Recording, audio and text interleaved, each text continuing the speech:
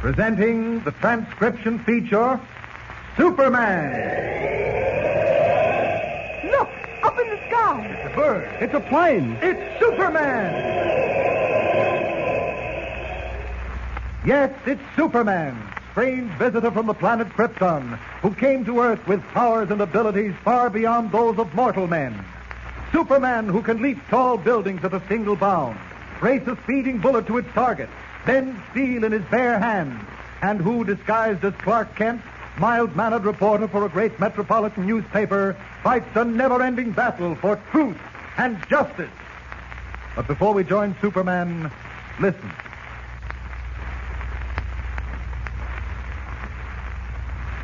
And now to our story.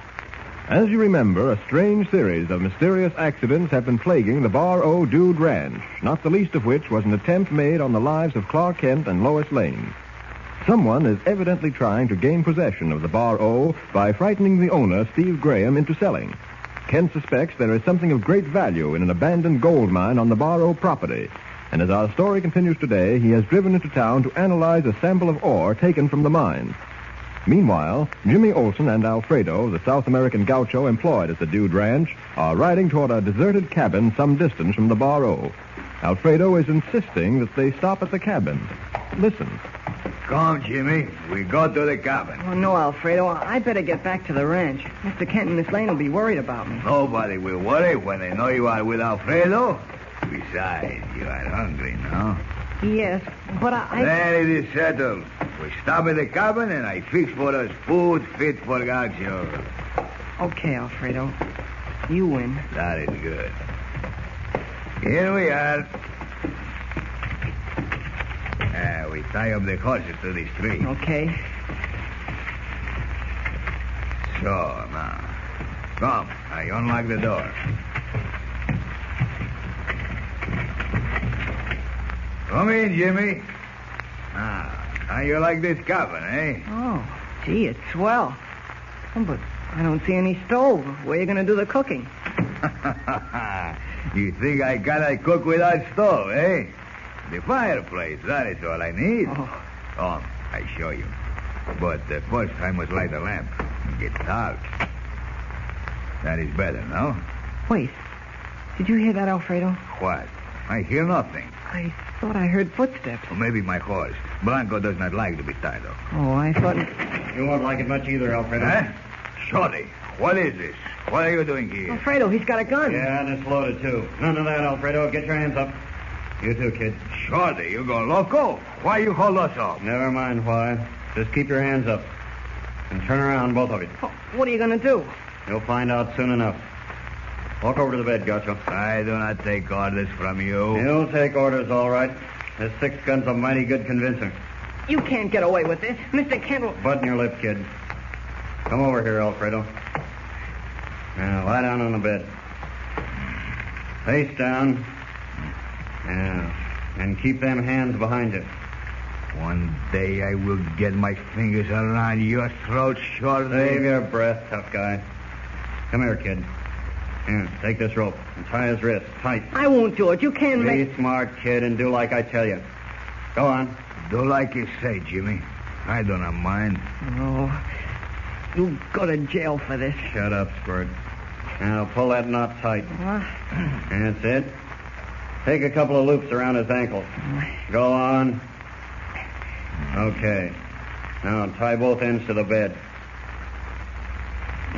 Now, I guess that'll hold you, Gaucho. I swear I get you for this someday, Shorty. Shut up.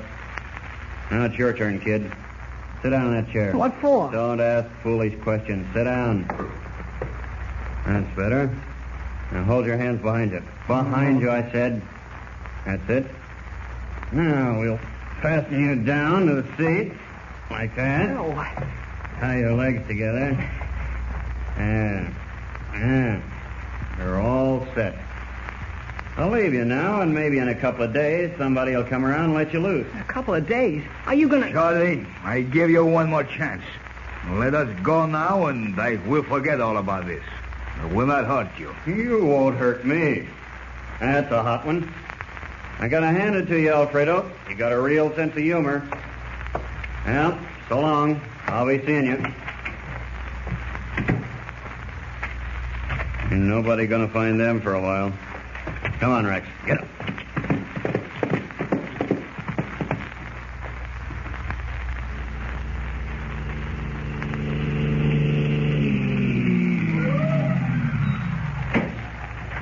Hello, Lois. Clark. Oh, Clark, I'm so glad you're back. Jimmy and Alfredo haven't returned yet. You haven't? No. Funny. Has that ranch hand returned, the one Blaine sent out to look for Jimmy? You mean Shorty? Yeah. No, he hasn't come back either. Oh, if anything happens to Jimmy, I'll never forgive myself. Take it easy, Lois. I never should have left him alone. Wait a minute. There's somebody riding in now. Maybe it... Yes, it is. That's Shorty. He's alone, Clark. I'm worried. Hey, Shorty, did you find them? Fine. Did you find Jimmy and Alfredo? No. Picked up their trail all right, but then I lost it. Which way were they headed? Down towards the creek. We've got to do something. Organize a searching party. We better get started at once. Pretty tough searching around here at night, mister. You'd best wait till morning. Until morning? Good heavens. Ridiculous. We're going out tonight. Let's get hold of Graham and Blaine and have them round up some of the men. Well, whenever you're ready, you'll find me in the bunkhouse. But I think you're making a mistake. Get him, Rex. Clark, what do we do? Come on. Let's find Blaine or Graham. Mr. Kent. Mr. Kent. There's Mr. Graham now. Wonder where he's been all day. Oh, Mr. Kent, I've been looking for you. We were just going to look for you. Mr. Graham, you've got to help us. Oh, what's the matter, Miss Lane? Jimmy's disappeared. Disappeared? Well, what do you mean? Early this afternoon, he went riding with Alfredo, and they haven't come back yet. Alfredo won't let anything happen to him. They'll be along soon. Well, I'm not so sure. Well, why do you say that, Mr. Kent? Mr. Graham, we suspect Alfredo of being responsible for all the accidents that have happened. Yes, and we have reason to believe Alfredo tried to kill us this morning. You mean that cave-in at the mine? Yes. How do you know about it? Blaine just told me. I warned you about those beams. Sooner or later, they were bound to go. This beam didn't just go. Someone caused that cave-in by pulling it down with a rope. And we found rope marks on the pommel of Alfredo's saddle. Just the sort of marks that would have been made if he'd used his horse to do the pulling. Are you certain of that? Why, of course we are. Yes, and when Mr. Kent started to question the gaucho, he became angry and rode away. He even threatened us.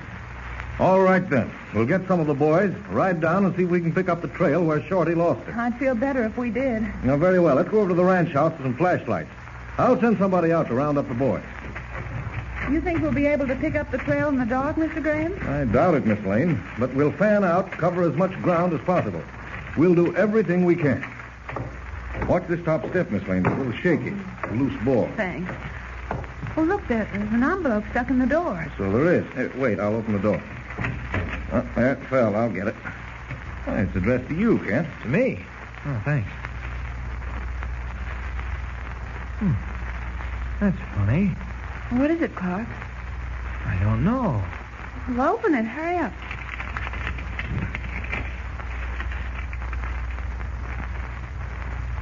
Well, now we know what happened. What did it say? Listen to this. Clark Kent, I got the kid. Get away from the Bar O and he'll be all right. After 2 days, if you keep out of things that ain't your business, I'll let the kid go. It's not signed. Someone's keeping Jimmy prisoner. It must be the gaucho. Oh, no, that note doesn't sound like Alfredo. Wait a minute. It says stay away for 2 days. Well, what does that mean? 2 days, don't you remember? Yesterday, the sheriff said we'd have to clean up the case in 3 days, or he'd close the road to this ranch to avoid further accidents caused by the ghost car. You're right, Clark. That means whoever's holding Jimmy is responsible for the ghost car accident. What are we going to do? There's just one thing to do, Miss Lane. You and Mr. Kent must leave the Bar O. Mr. Graham's right, Clark. We can't risk endangering Jimmy's life. Sorry, but I can't agree with you. If I follow the instructions in this note, I'll be doing just what some criminal wants me to do. And I'm not going to play his game. For goodness sake, let's not waste time talking. Let's do something. Graham, you go over and round up a posse. Miss Lane and I will get the flashlights. Whatever you say, Kent. You'll find them right back at the clerk's desk. I'll drive over to the bunkhouse in my car. It'll be faster. Good. I'll meet you back here in 10 minutes. All right. Step on it, will you?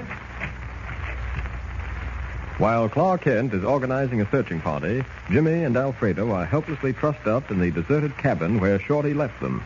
As we join them, Alfredo is struggling valiantly to free himself from the ropes that bind him to the bed.